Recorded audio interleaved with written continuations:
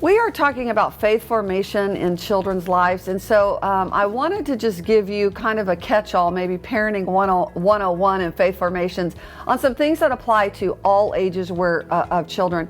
And I want to say something that I think was empowering to me as a parent. Remember, children nor God expect us to be perfect parents. They just expect us to be good parents. And so just keep trying. You're not going to do everything perfect. There is no parent on earth who has done everything perfect. So don't feel that pressure. Parenting is a process. Every day is a new day, and it's hard to stay on top of everything. So I just want to encourage you to keep doing a great job and keep loving your child, and it will come together. But these are just some tips that I have, some pointers. They're things I learned through trial and error, things I learned the hard way, some of them, and some of them I learned just by watching other people. So use lots of resources to help you on this journey. One thing I wanted to mention to you too is when you're observing your children, make sure that you are watching to notice if anything's really different or wrong with your child. Unfortunately, we live in a world where sometimes our children are mistreated by other people, and we want to be on top of that as parents. So if your child's behavior changes drastically for some unknown reason, or you notice some odd behaviors or things they're saying, make sure you pay attention to this. Because again, you are their parent, making you their advocate. And if something's not right with someone else in their life, you need to be aware of this, step up and take action. So make sure you're noticing if things change with your child or something seems peculiar or odd. Another thing I want to tell you is a really cool thing with our kids is watching them socialize with other children. And do this by setting up play dates or going to their school and volunteering. Come to church and volunteer. We love parents who volunteer in their kids' classrooms because you get to see a different side of your child that is going to be helpful for you. You can watch how they treat other children and how other children treat them, and it will help you as you're working with them. So I encourage you to take opportunities where you can step into their world a little bit and watch what happens as they deal with other people besides just you or people in the immediate family. Don't overcommit with your children. We live in a world that is full of pressure, and as a parent, I know you have the pressure of wanting to make sure your children are the best adults they can be. But remember, they are children.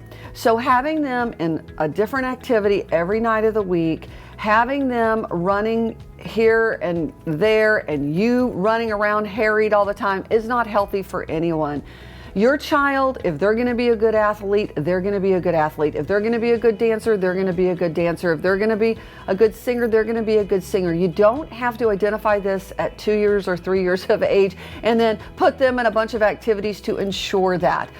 So make sure that you are balancing how much you are involved, because again, this is a direct relation to a part of the faith formation journey. Kids need rest. Kids need downtime. Kids need to be able to use their creativity, their imagination. So don't create so much structure around them and so much busyness that they don't have time to be kids and enjoy life and enjoy God's creation and wonder. So you decide as a family what's good for you, but limit your time with your kids' involvement in other things so that you still have that quality, healthy time, individual time, making sure that you do all of those things. One thing that you could do also is have some type of family night, date night. Have times when you are creating some fun and maybe not so much structure so that kids can play and goof around with you and have a good time. You may have to create that and be creative in that, but there are so many great things that people offer now. There's museums that kids can go to, you can go to as a family. There's movies, there's all types of things, and not everything costs money. There's a lot of free things. Go to the park, run around, play Frisbee, do things like that, because you will find more out about your child in those moments than you will in a structured activity a lot of times. So make sure you're doing those things. Another thing that I think is most important is for us to be present in our kids' lives. So you need to be involved in some of the things they're doing. Don't compartmentalize everything. Whatever they're involved in, take some time to be involved in that. I was a working parent the whole time I raised my children, and so I understand what it's like to be a working parent. I know the stress for you is hard. Some of the guilt that we put on ourselves about that is hard. Single parenting, that's very difficult. So sometimes what happens is, at least for me, when I would take my kids to some of their other activities, I would tend to drop them off and think, okay, I have a few minutes for myself, and that is healthy and that is good. I'm not advocating that you be with your child every moment. But one thing I started realizing pretty early with our son is he was a child who tended to want to follow some of his own rules. Some of the rules that school would place on him, he would try to figure out how to break them. And so we had a difficult time with him at certain periods of his life. I assure you, he's a wonderful young man now, so just keep working through this. But at that time in his life, I was having a hard time connecting with him. And one thing that someone told me that made a big difference to me is he began to enjoy playing football. And when he was playing football, he was happy. He was not in trouble. He was excelling. So one thing I decided to do was that I would never miss a football game that he was in.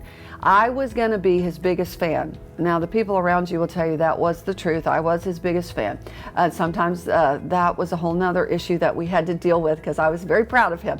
But the thing about it was when he was on that football field, he was happy.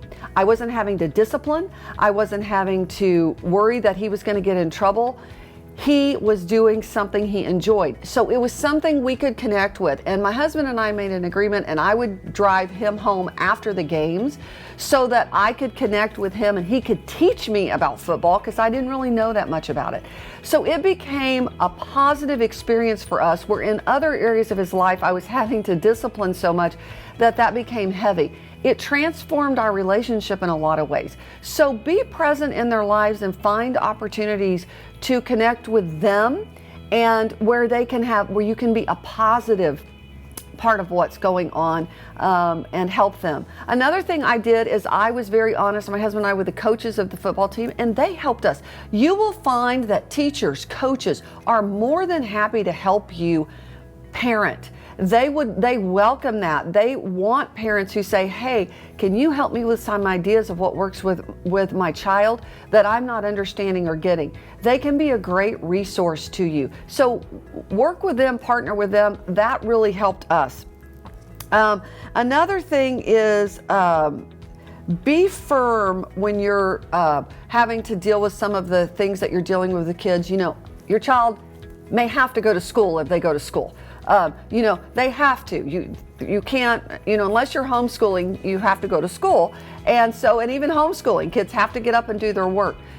If kids are pushing back about wanting to go to school or wanting to go to church, you need to have some firm guidelines as to this is non-negotiable. However, if they're not wanting to do those things, there may be a reason that you need to hear. Try to investigate a little further. Maybe they're being bullied at school or even at church or in sports organization. Listen to what they're telling you, because again, I want to remind you, you are the extension of Jesus Christ to them. You are the extension of God to them. They see and feel God and Jesus as we parent them. So make sure that you are listening if there's an issue so that you can go be their advocate so that you can help with this. Let them talk to you. So if they keep pushing back on, I don't want to go somewhere, we know there are things we have to do, but maybe there is a reason, and maybe there's a good reason why they don't want to do it. So let them talk to you as you go through that. Now, one thing, and this was just the rule that we had in our house. You could say anything as long as you were respectful.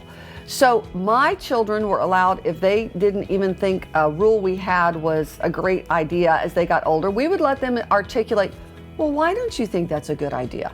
And as they would articulate that, we might have to say, no, this is a rule that's going to stand, or there might be a good reason why we needed to readjust. We hadn't thought about something. Sometimes we parent the way we were parented also. And so some things become cultural family norms that may not work in this time span, in this generation. And this culture with media that has changed a lot. So make sure you let them have some input as they get older into some of the things that you do. Remember, media is a huge issue that as a parent I didn't have to deal with as much, but you've got to deal with as parents.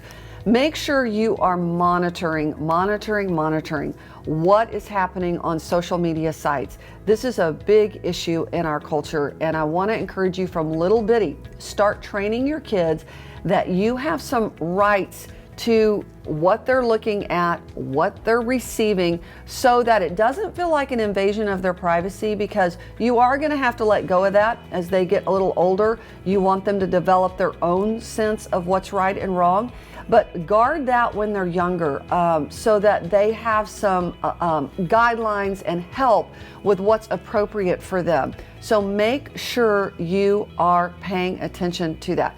Also, be creative in your discipline. I am gonna, this is probably one of the only really strong statements that I'm gonna say to you as an absolute. Nobody can tell you every way to discipline your child. There is not an author, there is not a speaker, there is not a child specialist. There is no one, because again, God created us to be unique individuals made in His own image. And so you cannot, there is no way you can discipline two children exactly alike. There is no way two people can be treated exactly the same. Remember this in your discipline and be creative with what works with your child. Remember, they watch what we do more than what we say. So even though our words are powerful, our actions are even more powerful. You always want your hands, your eyes, your mouths to be things that are doing things that emulate and love Christ. That does not mean you don't have to sometimes be firm and discipline and say things, but do them in a loving way.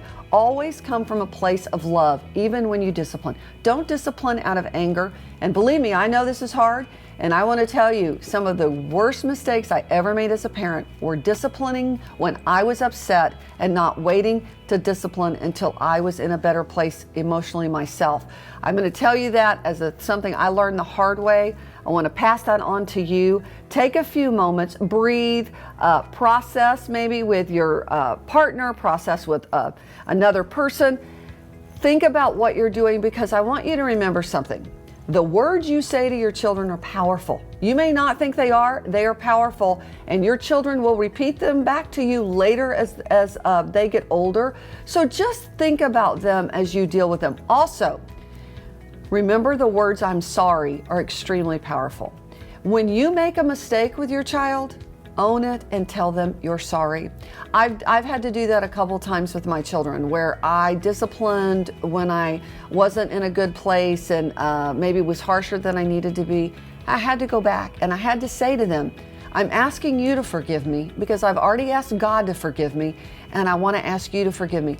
That is a powerful transformation in your child's life when they realize, hey, mom or dad make mistakes and they're not perfect either. God can forgive them. God can forgive me. You are modeling one of the most important things in our faith, and that is that we are forgiven people, that God forgives us. And as you model that, your kids will grasp that and they will step into that as they develop their faith formation. The last thing I want to tell you is that if you haven't read a book called Love Languages, that is a great book to read to give you some ideas.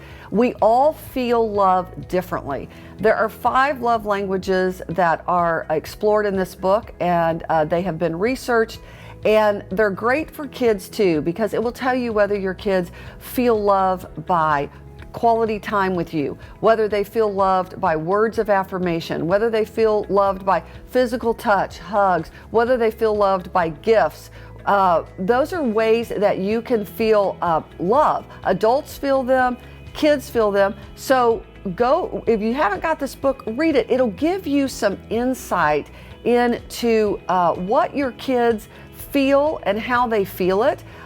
It's not perfect. It doesn't, like I say, remember your kids are individual, but it'll help you, because if you're loving if you think spending all this time with your child makes them feel loved, it may and it may not. But I have a quality time child, and one thing that he said to me in college was that he and his roommates were talking, and they said the way you can feel love from your parent is when they read to you out loud. I was astounded by this. I read to this child all the time. He didn't always want me to read to him, but I thought that was how he knew I loved him. He said, yeah, because it's an act of selflessness. When you read out loud, you're not reading for yourself, you're reading for the other person. And I thought, isn't that interesting? But he's a quality time person. So our time every night where I read to him was real important to him. And so find those things that are your child's love languages, and that will help you love them in a way that makes them feel loved, but also in a way that helps them as they develop in their faith formation as to how they feel loved from God Himself. So I hope these things have helped you. Remember, they're not absolutes. You keep working on your journey, but I just want to encourage you as a parent. It is a remarkable time in your life, and it is a gift that lasts a lifetime. And remember, the love you give your children is something that lasts their lifetime. It goes beyond you. It lasts their entire life. So there's no better gift you can give them. So just keep working at it, love them the best you can, and they will feel it and receive it.